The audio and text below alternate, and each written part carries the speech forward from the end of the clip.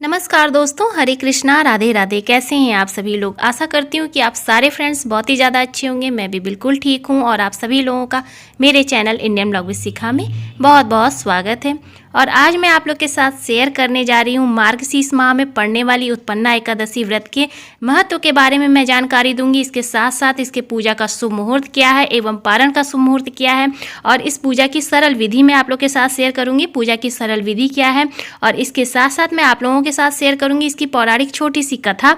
तो चलिए वीडियो शुरू करते हैं। वीडियो पसंद आए तो प्लीज़ वीडियो को लाइक कीजिएगा, ज़्यादा से ज़्यादा शेयर कीजिएगा और चैनल पर मेरे नए हैं तो मेरे चैनल को भी सब्सक्राइब कीजिएगा। तो चलिए जानते हैं उत्पन्ना एकादशी व्रत के महत्व के बारे में। उत्पन्ना एकादशी का व्रत मार्गशीर्ष माह की कृष्ण पक्ष की एकादशी को रखा जाता है। इस साल उत्पन्ना एकादशी का व्रत 30 नवंबर 2021 को रखा जाएगा। उत्पन्ना एकादशी का व्रत पूरे नियम, भक्ति भाव और विश्वास के साथ रखा जाता है। इस व्रत को रखने से धर्म और मोक्ष फलों की प्राप्ति होती है। मान्यता है कि उत्पन्ना एकादशी का व्रत रखने का फल अश्वमेघ यज्ञ, कठिन तपस्या और तीर्थ स्थानों में स्नान दान करने से मिलने वाले फलों से भी ज़्यादा अधिक होता है।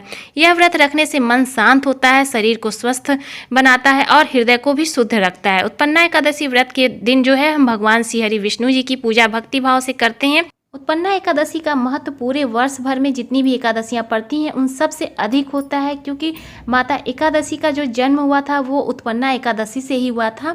और क्योंकि कहा जाता है कि उत्पन्ना एकादशी का जो है उत्पन्न जो हुई थी माता एकादशी, और इस दिन से जो है हम श्री हरि विष्णु जी की पूजा आराधना करते हैं, एकादशी का व्रत शुरू करते हैं। तो दोस्तों, अगर आप भी जो है एकादशी पूरे वर्ष की शुरू करना चाहते हैं तो उत्पन्ना एकादशी से आप अपने व्रत की शुरुआत कर सकते हैं। और जो लोग ये सोचते हैं कि एकादशी शुक्ल पक्ष से करे जाए या कृष्ण पक्ष से, तो आप ये कृष्ण पक्ष में जो है मार्गशीर्ष में पड़ रही है। अगर आप शुक्ल पक्ष से करना चाहते हैं तो आप मोक्षदा एकादशी आने वाली है, आप उससे भी उठा सकते हैं। लेकिन हमें दोनों जो है दोनों समय की एकादशी करनी चाहिए, शुक्ल पक्ष की भी और एकादशी की। इसमें कोई भी जो है हमें अंतर नहीं करना चाहिए, कोई भी भेदभाव नहीं करना चाहिए। सभी एकादशियों का अपना अपना महत्व होता है। इस प्रकार से हम एकादशी व्रत को उठा सकते हैं। और अगर आप चाहते हैं अपने घर में ठाकुर जी लाना तो ये बहुत ही शुभ मुहूर्त होता है, बहुत ही शुभ दिन होता है। उत्पन्ना एकादशी के दिन आप अपने घर में ठाकुर जी की स्थापना कर सकते हैं। अगर आप लड्डू गोपाल लाना चाहते हैं, कृष्ण जी लाना चाहते हैं, राधे कृष्ण लाना चाहते हैं या कन्हैया जी को लाना चाहते हैं, या आप शालिग्राम की स्थापना करना चाहते हैं, तो उत्पन्ना एकादशी के दिन आप इन्हें ले आइए, अपने घर में पंचामृत से स्नान कराइए और इनकी विधिवत पूजा करिए और शुरू करिए अपने घर में, अपने मंदिर में अपने ठाकुर जी की स्थापना। तो इस प्रकार से आप उत्पन्ना एकादशी से आप अपना व्रत शुरू कर सकते हैं। पूरे साल में पड़ रही एकादशी का व्रत शुरू कर सकते हैं और इनकी पूजा भी कर सकते हैं। तो इस प्रकार से मैंने आपको इसमें बता दिया है कि उत्पन्ना एकादशी के महत्व के बारे में मैंने आपको जानकारी दी। इसका बहुत ही अधिक महत्व होता है और इसका बहुत ही अधिक हमें फल मिलता है। तो चलिए अब हम इसके पूजा के जो है शुभ मुहूर्त के बारे में जानते हैं, इसके जो है पारण का शुभ मुहूर्त जान लेते हैं। दोस्तों, एकादशी की तिथि प्रारंभ हो रही है 30 नवंबर 2021 को सुबह 4:13 से और एकादशी की तिथि की जो समाप्ति हो रही है 1 दिसंबर 2021 को 2:13 पर इसकी समाप्ति हो जाएगी। तो इस प्रकार से जो है एकादशी की तिथि मैंने आपको बता दी। अब हम जो है बात करेंगे इसके पारण का समय। दोस्तों, उत्पन्ना एकादशी 2021 में पारण 1 दिसंबर व्रत खोलने का जो समय है वो है 7:34 से 9:02 तक। पारण की तिथि के दिन जो है हरिवासर का समाप्त होने का जो समय है वह है 7:34 तक। तो इस समय जो है आप अपने व्रत का पारण कर सकते हैं। इस प्रकार से मैंने आपको जो है उत्पन्ना एकादशी के व्रत के पारण के भी जो है समय बता दिया है। और अब हम इसके पूजा की सरल विधि जानेंगे। बहुत ही सरल विधि के द्वारा आप अपनी पूजा कर सकते हैं। एकादशी व्रत का जो नियम है वो है 10वीं तिथि से प्रारंभ हो जाता है। दोस्तों, हमें जो है 10वीं तिथि के दिन जो है सूर्यास्त से पहले ही भोजन कर लेना चाहिए, सात्विक भोजन करना चाहिए, ब्रह्मचर्य का पालन करना चाहिए। हो सके तो आप जो है रात में जो है आप हल्का भोजन ले सकते हैं, फल आदि करके आप अपने व्रत की शुरुआत कर सकते हैं। ब्रह्मचर्य का पालन करते हुए हमें जो है प्रातःकाल एकादशी के दिन ब्रह्म मुहूर्त में उठना चाहिए। इसके बाद अपने घर की साफ सफाई करने के बाद अपने जो है दैनिक कार्य से निवृत्त हो जाने के बाद हमें मंदिर में जाना चाहिए। इसके बाद एक लोटे में जल लेना चाहिए, भगवान सूर्य को अर्घ दें। इसके बाद मंदिर में आने के बाद थोड़ी सी मंदिर की साफ सफाई कर लें। इसके बाद एक चौकी लगाएं, उस पर पीले वस्त्र बिछाएं। सर्वप्रथम हम जो है थोड़े से तिली पे आसन देंगे, श्री हरि विष्णु जी को विराजमान करेंगे। इसके बाद जो है कलश की स्थापना करेंगे और सर्वप्रथम हम गणेश जी की स्थापना करेंगे, क्योंकि सर्वप्रथम गणेश जी की पूजा होती है। धूप दीप जलाएंगे। इसके बाद जो है हम संकल्प लेंगे और संकल्प लेने के पश्चात आप इस समय अगर पूरे वर्ष की एकादशी करना चाहते हैं तो उसका भी संकल्प ले सकते हैं। अगर आप जो है एक दिन की एकादशी जो व्रत कर रहे हैं उसका भी संकल्प आप ले सकते हैं। आपकी इच्छा के अनुसार है, आप जैसा भी आप संकल्प लेना चाहें, संकल्प जरूर से लेना चाहिए।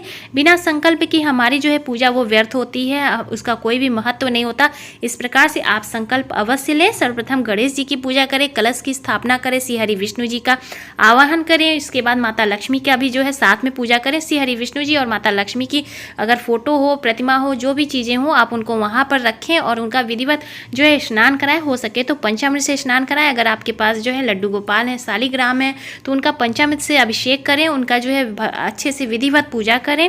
और इस प्रकार से आप जो है उनकी जो है एकादशी की कथा सुने, विष्णु महात्म्य पढ़ें और आप जो है यहाँ पर विष्णु सहस्त्र नाम का पाठ कर सकते हैं, माला का जाप कर सकते हैं, ओम नमो भगवते वासुदेवाय मंत्रों का जाप करते रहें और अपनी पूजा को पूर्ण करें। इस प्रकार से क्षमा याचना करें। इस प्रकार से आप अपनी जो है एकादशी व्रत की पूजा को संपन्न करें। एकादशी की पूजा जो है सरल विधि से किस प्रकार से आप कर सकते हैं मैंने अपने चैनल पर डाला है। अगर आप देखना चाहते हैं तो वहां पर जाकर आप देख सकते हैं। आपको उसमें जो है एकादशी की सरल विधि मिल जाएगी, क्योंकि सभी एकादशी की जो पूजा होती है वो लगभग एक ही जैसी होती है। तो इस प्रकार से आप एकादशी की पूजा करें बहुत ही सरल विधि के द्वारा। तो चलिए अब मैं आपको यहाँ पर छोटी सी एक पौराणिक कथा भी सुना देती हूँ। दोस्तों, कथा का बहुत ही अधिक महत्व होता है। जब भी आप एकादशी का व्रत करें उस दिन आप कथा जरूर से सुने। तो चलिए अब मैं आपको एक पौराणिक कथा भी सुना देती हूँ और जब भी कथा सुने हाथ में अक्षत पुष्प लेकर सुने। तो चलिए अब मैं आपको कथा सुनाती हूँ। सतयुग में मुरु नामक राक्षस ने एक समय देवताओं पर विजय हासिल कर इंद्र देवता को अपना बंधक बना लिया था। तभी देवता भगवान शंकर के शरण में पहुंचे।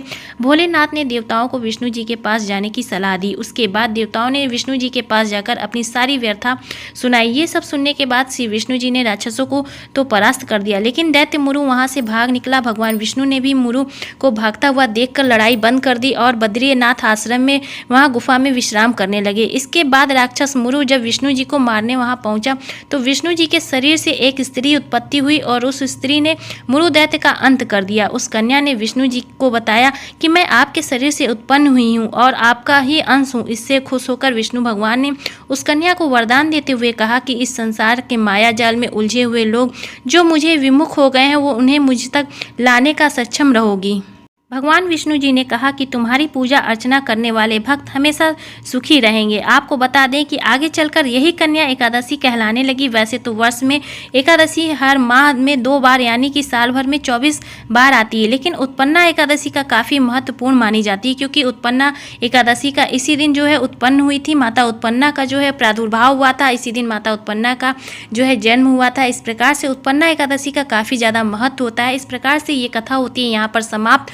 और इसके बाद फूल और अक्षत जो है आप वहाँ पर श्री हरि विष्णु जी के सामने जो है छोड़ देंगे। इस प्रकार से मैंने आपको जो है पौराणिक कथा भी सुना दी है और कथा सुनने के बाद जो है आप जो भी अपने हाथ में जल अक्षत पुष्प लिए हैं वो आप श्री हरि विष्णु जी के आगे छोड़ देंगे, उनसे क्षमा प्रार्थना करेंगे। इसके बाद जो है आप आरती करेंगे और अगर आपकी इच्छा हो तो आप छोटा सा हवन भी कर सकते हैं। पूरे दिन आप इसी तरह से अपनी दिनचर्या रखें, पूजा पाठ करते रहें, भक्ति भाव से जो है श्री हरि विष्णु जी की पूजा करें। हो सके तो रात्रि जागरण भी इसमें किया जाता है, लेकिन आजकल के समय में रात्रि जागरण नहीं हो सकती है तो आप 12 बजे तक जो है जागकर अपनी पूजा से जो है पूजा कर सकते हैं, भक्ति भजन कर सकते हैं और या इसके साथ साथ आप माला का भी जाप कर सकते हैं और विष्णु सहस्त्र नाम का पाठ कर सकते हैं। इस प्रकार से आप जो है उत्पन्ना एकादशी व्रत की पूजा कर सकते हैं और इसका जो है अनंत कोटि का फल जो है आपको मिल सकता है। इस प्रकार से आप जो है उत्पन्ना एकादशी व्रत का महत्व के बारे में मैंने आपको बता दिया, इसकी कथा भी मैंने आपको सुना दी है। तो उम्मीद करती हूँ कि आप सभी लोगों को मेरी आज की ये वीडियो पसंद आई होगी। तो प्लीज़ वीडियो को लाइक कीजिएगा, ज़्यादा से ज़्यादा शेयर कीजिएगा। चैनल पर मेरे नए हैं तो मेरे चैनल को भी सब्सक्राइब कीजिएगा। मैं मिलूंगी आपको अपने नेक्स्ट वीडियो में, तब तक के लिए हरे कृष्णा, राधे राधे।